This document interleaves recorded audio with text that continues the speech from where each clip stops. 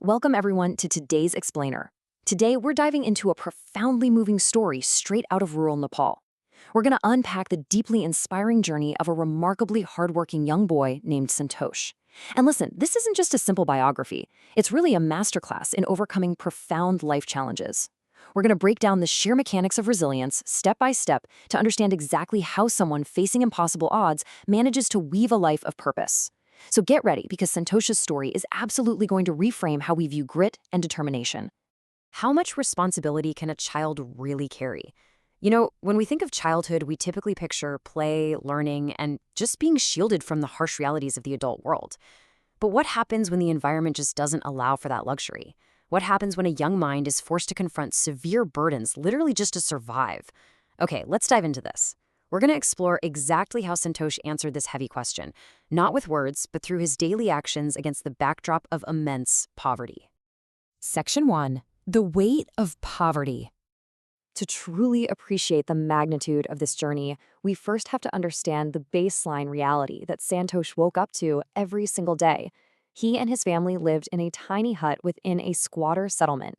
So we aren't just talking about a modest home here. We're talking about extreme vulnerability. And he wasn't alone in there. He lived with his parents and, crucially, two younger sisters. The source text explicitly points out a constant daily struggle just to secure morning and evening meals. So the big takeaway here is that his baseline wasn't about saving for the future or upgrading a lifestyle. No, it was a grueling 24-hour cycle of sheer biological survival for a family of 5. The weight of that on a young boy's shoulders is just immense. Section 2. A boy's determination. Now, this is where our story shifts from a narrative of despair to one of incredible personal agency. From a very young age, Santosh made a conscious choice. He was going to help his family. Despite attending school, which, is a vital pursuit on its own, he chose to dedicate himself to his family's survival the second that school bell rang. After school, free time literally became work time. Think about the self-discipline that requires. Instead of playing with friends or just resting, Santosh proactively channeled every spare hour into productive labor to support his parents and those two younger sisters. It's a phenomenal display of internal drive that completely defies his age. Let's see how this actually builds into a tangible, life-saving skill. Section 3. The bamboo craft. So determination is wonderful, right? But without a practical application, it doesn't actually put food on the table. Santosh needed a way to generate income. Now, what's really interesting about this slide is the specific, culturally significant tool he learned to create to make that happen, a nunglo. As we see defined here, it's a traditional, flat, round woven bamboo tray used for sifting grain. This isn't just some random craft. It's a vital, functional item deeply embedded in the local agricultural lifestyle of Nepal. By choosing to make the nanglo, Santosh wasn't making a trinket. He was creating something of undeniable utility that the local villagers actually needed and, more importantly, were willing to pay for. But let's be incredibly clear about what making one of these actually entails, because it's exceptionally tough. First, you have to cut the unforgiving bamboo. Then you split it, which requires immense physical sweat equity and strength. Finally, weaving it takes meticulous dexterity and patience. He mastered this grueling manual labor as a child. He turned his small hands into the tools of a seasoned artisan, all during those precious after-school hours. Section 4. Labor into livelihood.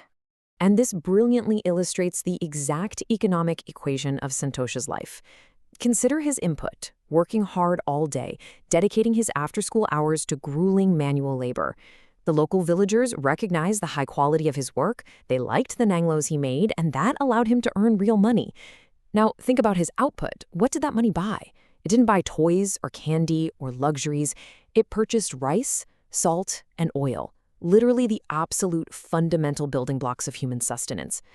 By mastering this bamboo craft, Santosh became a direct provider of life-sustaining essentials for his parents and his little sisters. He was quite literally weaving their survival. Section 5. An unyielding spirit. I want to read a direct quote from the source text to you because it's just so powerful. Despite many difficulties due to poverty, Santosh never got discouraged. Never got discouraged. Amidst the squatter settlement, amidst the daily struggle for morning and evening meals, amidst the blisters from splitting bamboo, his spirit remained completely unbroken. He didn't succumb to the despair surrounding him. Instead, he met the immense challenges of his life with an unwavering, unbreakable resilience.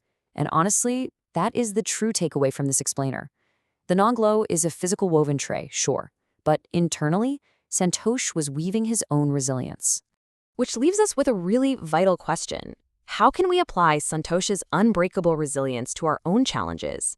When we face our own modern-day hurdles, which, let's be totally honest, often pale in comparison to a daily struggle for rice and salt, can we summon even a fraction of the agency, the discipline, and the unyielding spirit of a young boy in a squatter settlement in Nepal? I really encourage you to reflect on Santosh's incredible journey today. Ask yourself how you can turn your own free time into purposeful action and your own hardships into stepping stones. Thank you so much for learning with me today, and keep weaving your own resilience.